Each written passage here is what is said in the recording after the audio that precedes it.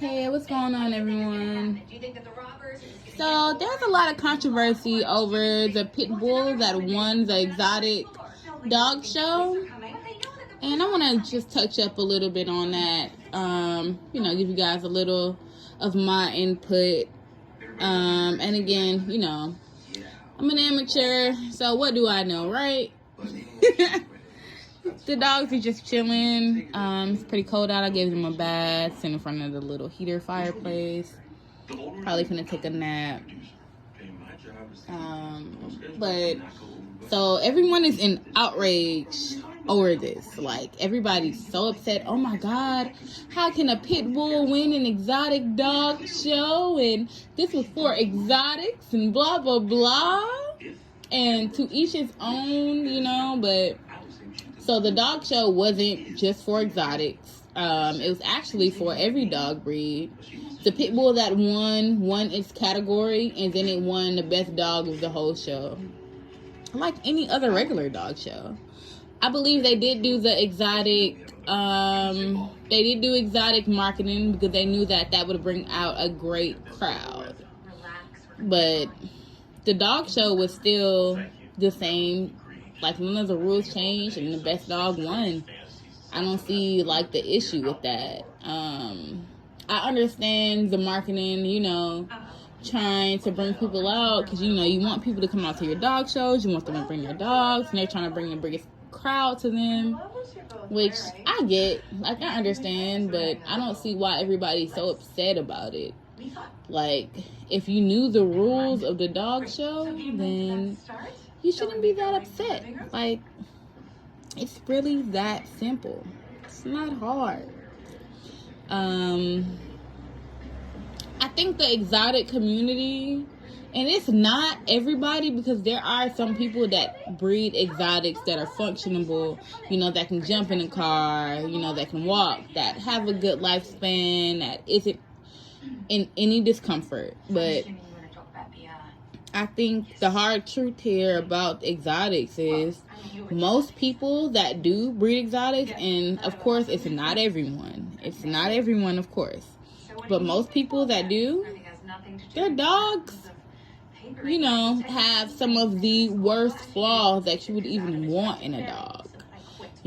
High rear, displayed feet. A lot of them have dwarfism. And, they're passing it along as, oh my gosh, this is what I want. But you guys are breeding for a look versus the actual function of the dog. And some people say, well, to each his own. But there are plenty of people who breed dogs and still stick to the function of the dogs. The dog still has the structure there. The dog can still run. The dog can still walk down an aisle. The dog can still do all of these things, even though they may be breeding for certain purposes. Like, when people breed sport mixed dogs, like, it's for a specific purpose, and some people don't necessarily agree, but those people, some of them are doing what they can, and they're making sure they have healthy dogs and that it's meeting the purpose.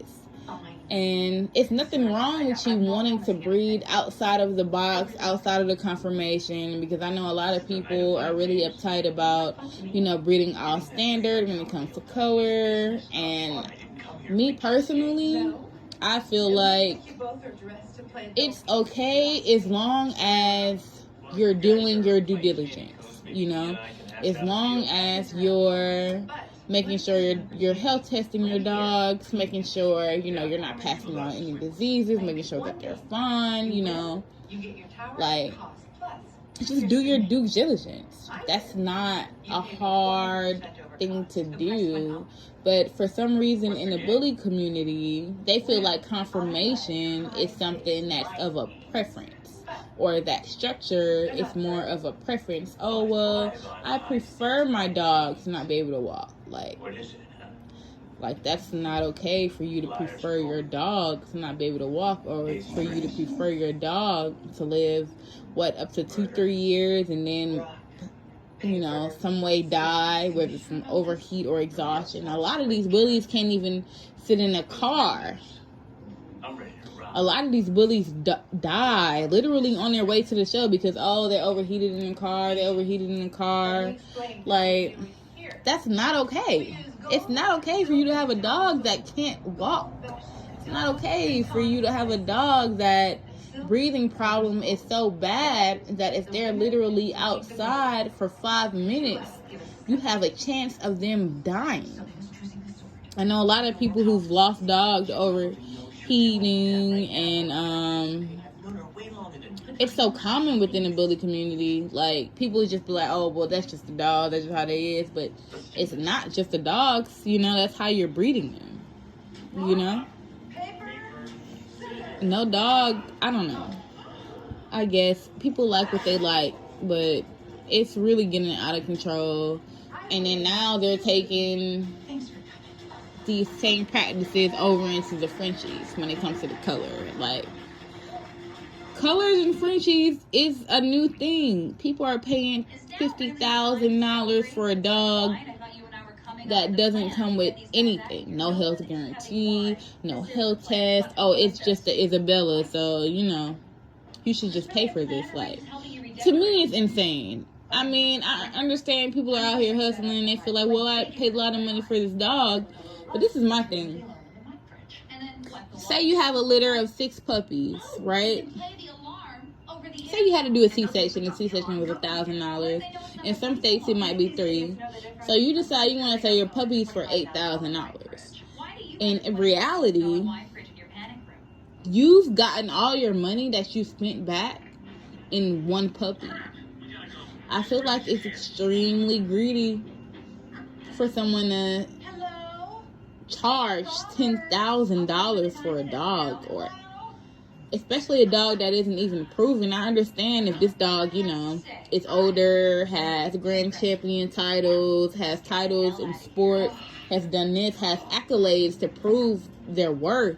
But you paying $20,000 for a puppy that sometimes out here barely even comes with shots. The parents haven't been health tested. There's no health guarantee. Like, there's literally nothing other than just this puppy. And your excuse is, oh, well, the color is rare. Like, that's a marketing scheme that people fall for. You know? Don't be those people, but people fall for it all the time. And for people to be so outraged about a pit bull winning this dog show is really crazy to me. I don't understand why y'all are so upset. The dog won. Of course, they're going to have more movement than the exotics you guys are breeding, because you guys aren't breeding exotics with good movement. And there are people out there that are really doing their thing, that are really, like, in the dog game, getting it, have these phenomenal dogs. But a lot of those people also aren't showing up to these dog shows, and they have their own thing going on. And I feel like we've been letting a lot of people in the bully world anyway get away with these non-functional dogs and passing it off as something great, and it's really not. It's not something great, you know? Well, I guess that was my little rant for today. Hope you guys enjoy. Comment. Even if it's good, bad, you feel like I don't agree. Comment. Like, subscribe. You know. Hope you guys are out there staying warm. And I will definitely be uploading another video soon.